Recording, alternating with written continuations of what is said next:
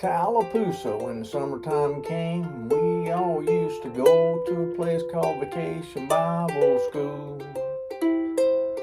We'd look up verses in the Bible, make paper cutouts of all 12 disciples, and memorize the 10 Commandments and the Golden Rule. One July, my class made a big old batch of lemonade to be used by the student teacher at Sunday sermon. We put in lemons and sugar and water, and even though I knew I shouldn't oughter, I put in some moonshine I got from Uncle Herman. That Sunday dawned real hot and dusty, and to say the least, we were all real thirsty. That seminarian started hitting that lemonade and kept well in reach. Then, to the best of my recollection, before the deacons were halfway through the collection, he stood up, drank straight from the pitcher, and began to preach. Ho! Oh, the things we used to do in Vacation Bible School, when I was just a barefoot boy in Dixie. If Mama had only known even half of what went on, she'd have cut off a hickory switch and she'd have whooped me.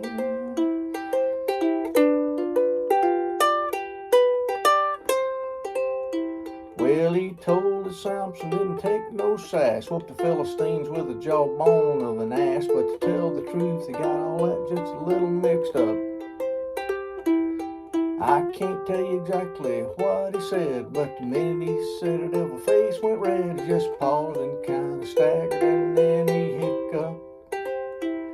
He gave botanical names for Mideast flora, told all about Sodom and Gomorrah, and though his speech was slurred, it was very graphic.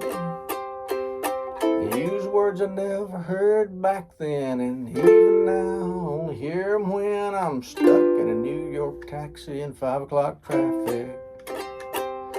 Well, the sermon ended, but he didn't rest. Went right into the Gettysburg Address, did a stirring rendition of Casey at the bat. He did impressions of Bogart and Gary Cooper, and I tell you, friends, I thought it was super, cause the props grabbed the organ player's wig and a deacon's hat. Oh, the things we used to do in Vacation Bible School, when I was just a barefoot boy in Dixie.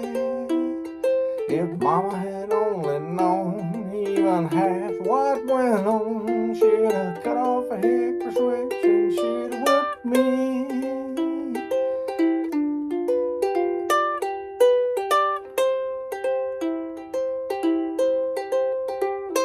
Well, we'd never heard any preaching like that. We never invited that young man back, but to tell the truth, I thought it was a pity.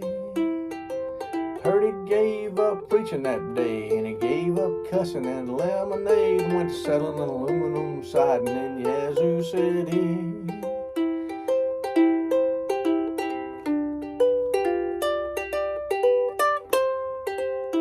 Oh, the things we used to do in Vacation Bible School, when I was just a barefoot boy in Dixie. If Mama had only known even half of what went on, she'd have cut off a hickory switch and she'd have whooped me. She'd have cut off a hickory switch and she'd have whooped me.